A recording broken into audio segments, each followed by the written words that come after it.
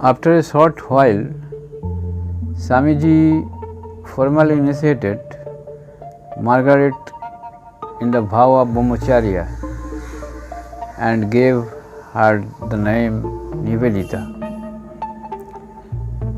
He advised her to maintain strict continence and to dedicate her life for the good of others like Buddha.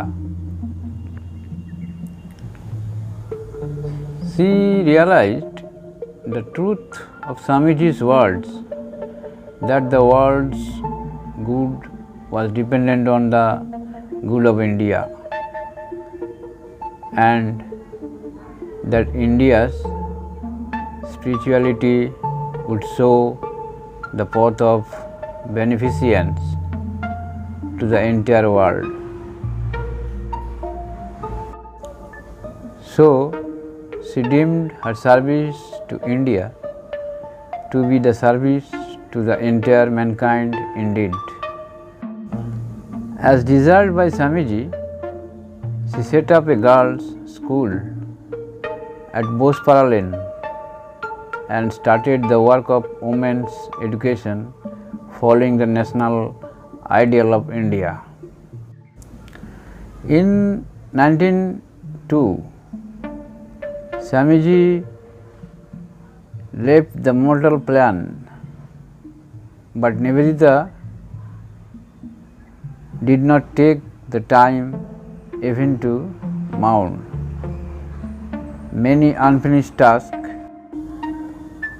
of Swamiji remained to be attendant to India, the ever adored deity of our Guru, was to be awakened in all directions. Since her arrival in India, Nivedita had personally witnessed the nature of British torture in the name of administration. He was sad and angry to see Indians suffering indignities and oppression in the hands of the British. It appeared to her that the main obstacle of India's development lay in her dependence. She realized in the core of her heart that foreign rule was responsible for the moral degradation and weakness of the Indians. In her forceful desire to free India from the British rule, she actively associated herself with politics. Swamiji's direction is unequivocal. The Ramakrishna Math and mission cannot have any relation with politics, but in Nivedita's perception, the topmost priority for India was to gain national freedom. Sudha could not disassociate herself from politics. Therefore, the only way left was to sever her former relationship with the Ramakrishna mission. It was the most painful of all decisions, but she had to take it. However, her inner relationship was never cut off. She always maintained a respectful and loving relationship with Sri Ma, the spiritual mother of the order, the Math's president, Swami Brahmananda, and other brothers, disciples. And she always identified herself as Nivedita of Ramakrishna Vivekananda. The Bengal Partition Act 1905 of Karjan triggered the Swadeshi movement in India, more specifically in Bengal. For the first time, the people started to oppose the British rule in India. Nivedita helped the leaders and the workers of the movement through all possible means. Nivedita maintained very close relations with Sri Aurobindo, the chief of the then revolutionary movement, and the other revolutionary leaders and workers. Nivedita accepted India, the motherland of Ramakrishna and Swami Vivekananda, as her own country. She served the people of India in their days of sufferings and distress, caring even the least for her own life. In 1899, when plague broke out in Calcutta, she plunged into relief work with the band of Sannyasis of the Ramakrishna Mission according to Swamiji's desire. Under her leadership, nursing of the ailing patients began, and side by side as remedial measure to fight the disease. The cleaning operation of the rubbish and refuse of the localities continued. Nivedita herself took in her hand broomstick and basket to clean the rubbish and also nursed the patients. The thought never occurred to her that she herself might contract plague for such personal involvement, and that plague was as good as death. Following her example, many local youths joined the relief work.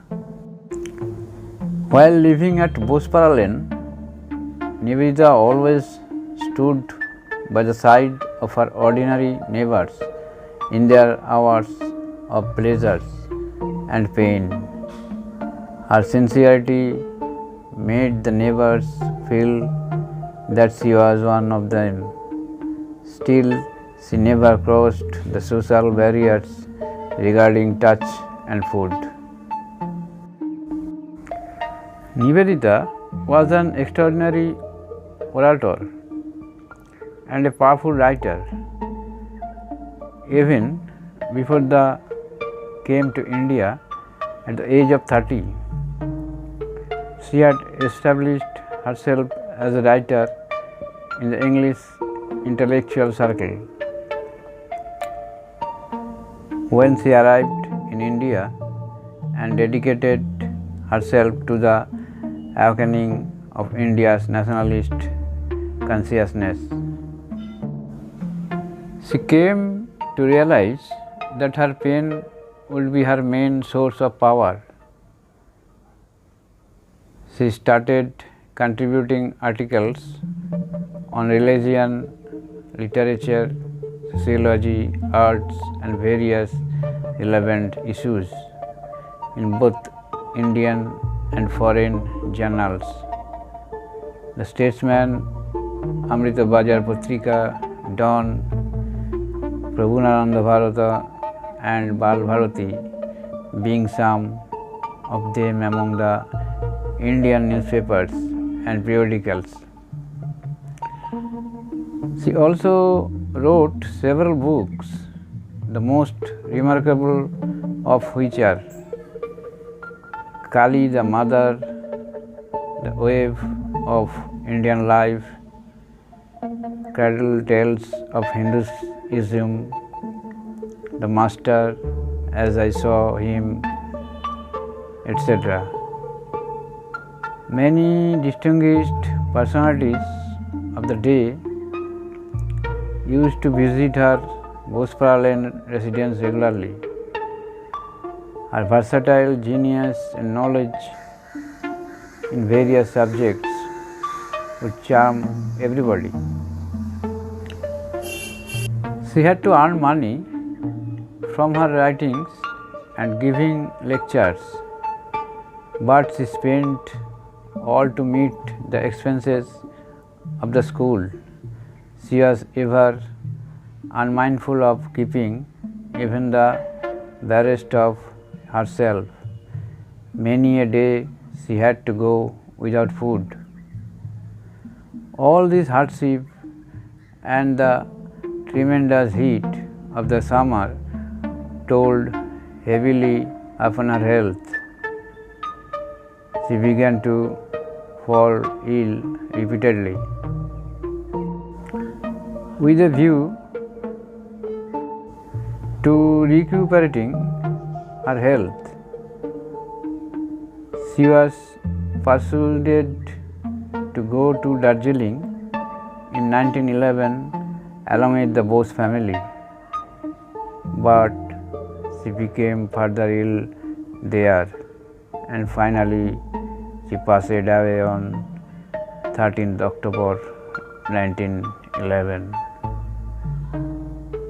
Nivedita of Ramakrishna Vivekananda left the mortal plane after furnishing her mission here. She was then only 44. Never did any foreigner love India so much as did Nivedita. Never have we came across any foreigner who felt so proud about India's religion and culture as she did, also committed to India's national awakening as she was, by totally dedicating herself to the service of India. Nivedita broke to the name that was gifted to her by her Guru. Thank you for watching. Meet again next video.